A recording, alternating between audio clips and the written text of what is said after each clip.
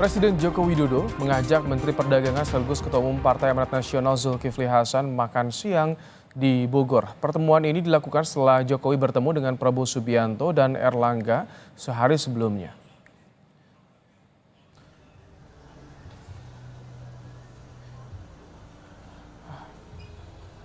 Acara makan siang Presiden Joko Widodo dan Zulkifli Hasan berlangsung di sebuah restoran di Bogor, Jawa Barat pada Minggu siang. Zulkifli Hasan didampingi oleh beberapa kader PAN. Jokowi juga tampak sempat berfoto dengan para kader PAN tersebut. Pada kesempatan ini, Jokowi juga menanggapi mengenai debat Pilpres 2024 yang akan diselenggarakan malam nanti di Istora Senayan, Jakarta.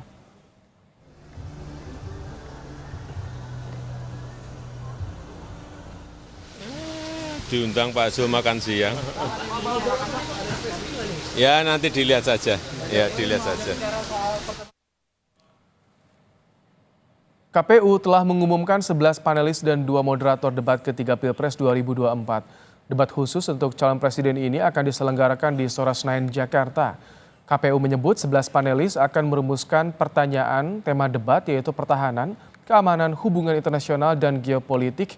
Dan baik dari panelis dan moderator mulai menjadi karantina.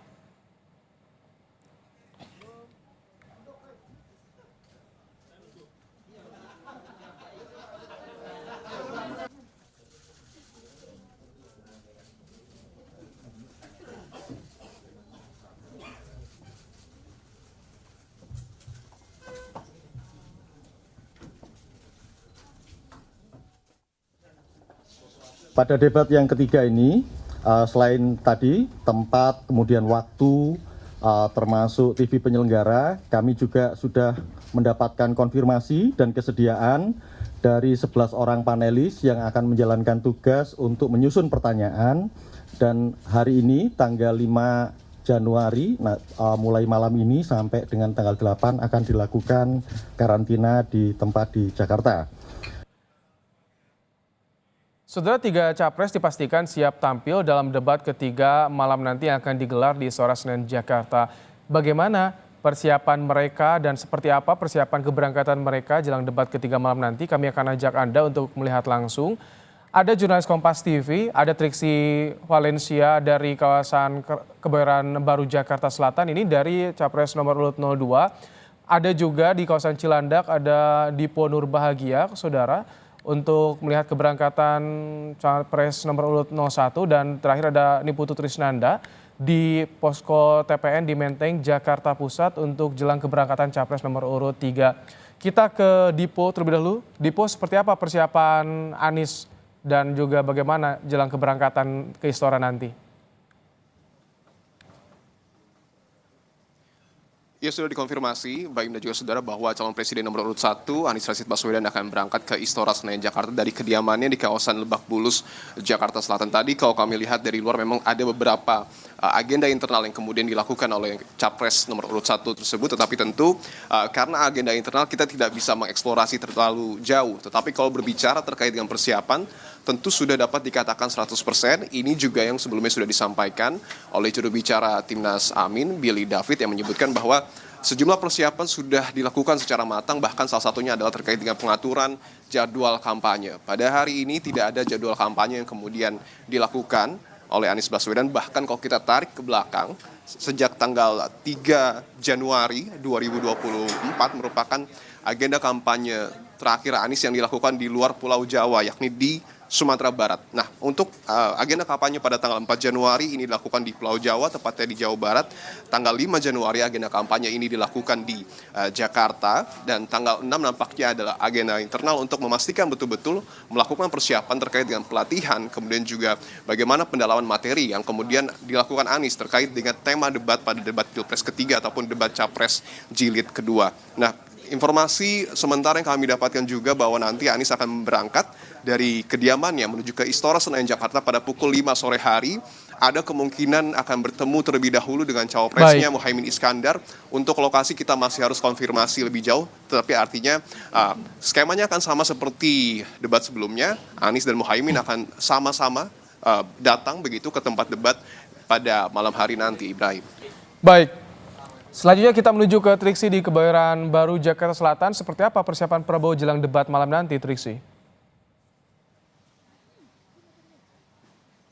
Ya Ibrahim, kalau Prabowo Subianto selaku calon presiden dari paslon nomor urut 2 memang hari ini tidak melakukan agenda apapun yang bisa diliput maupun juga kegiatan-kegiatan di luar dari debat capres pada hari ini yang nanti pada pukul 7 malam akan berlangsung. Tadi kalau kami mengkonfirmasi memang saat ini hanya mempersiapkan diri, beristirahat, kemudian kembali mereview apa saja yang sudah dipersiapkan dari data-data, informasi yang memang juga sudah dikumpulkan terkait debat nanti, yakni yang bertemakan dengan pertahanan, keamanan, hubungan internasional dan juga geopolitik yang kita tahu bahwa ini juga menjadi salah satu tema yang juga sudah dikuasai oleh Prabowo Subianto. Nah ini yang nanti juga kita akan lihat apakah memang ada hal-hal baru yang nanti akan diungkapkan ataupun disampaikan. Kalau kita berkaca pada debat sebelumnya atau debat pertama dari para calon presiden, memang Prabowo Subianto ini tidak banyak menyerang ataupun juga memberikan pertanyaan-pertanyaan yang mengaitkan dengan capres-capres lain. Tadi kalau kami konfirmasi dengan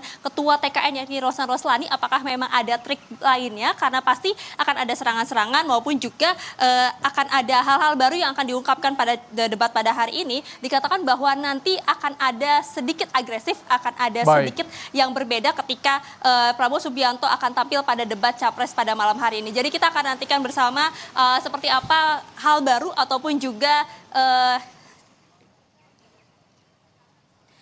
kekuatan-kekuatan yang nanti akan disampaikan ataupun juga ditunjukkan dalam debat capres pada malam hari ini. Ibrahim. Baik, kita langsung ke Putu di Menteng. Putu, bagaimana persiapan Ganjar jelang debat malam nanti? Juga saudara, karena kalau kita bicara soal Ganjar Pranowo sendiri memang tidak dekat atau lekat dengan isu-isu pertahanan, karena sebelum-sebelumnya juga bidang yang kemudian diamini ini berbeda. Tetapi kalau kita lihat bagaimana kemudian tim pemenangan nasional dari Ganjar Pranowo dan juga Mahfud MD ini diisi oleh orang-orang yang memang fokus dalam bidang pertahanan, tentu saja ini sejalan dengan apa yang dituliskan atau dicantumkan dalam visi yang nanti akan disampaikan kemudian juga diperdebatkan pada debat pada malam hari ini. Setidaknya ada 8 visi yang nanti akan jadi tawaran dari Ganjar dan juga pasangan calon Ganjar dan juga Mahfud MD. Pertama ini berkaitan dengan modernisasi alutsista. Bagaimana kemudian kemarin juga sempat disampaikan ada sindiran mengenai pembelian atau pembayaran alutsista yang sebetulnya dananya besar, tetapi barang-barang yang dibeli ini sebetulnya barang bekas. Ini juga sesuai dengan poin lain yang coba ditawarkan oleh Ganjar adalah terkait dengan mendorong produktivitas di dalam negeri. Kita tahu kita punya Pindad salah satunya untuk kemudian menambah produksi di dalam negeri atau juga tidak menutup kemungkinan menjadikan Indonesia ini sebagai industri pertahanan yang bisa ditawarkan ke luar negeri. Dan yang kemudian disampaikan oleh Ganjar juga ini berkaitan dengan kesejahteraan SDM, fasilitas, dan terkait dengan siber. Nah nanti kita nantikan Ibrahim dan juga saudara bagaimana kemudian tawaran yang disampaikan atau dibentuk oleh pasangan calon Ganjar dan juga Mahfud ini dalam perdebatan nanti. Apakah memang berhasil menaikkan elektabilitas suara publik atau justru bisa berbanding terbalik. Kita nantikan bagaimana nanti. Ibrahim. Terima kasih Niputu Trisnanda untuk laporan Anda. Sebelumnya ada Triksi Valencia dan Dipo Nurbahagia. Terima kasih rekan-rekan untuk laporannya.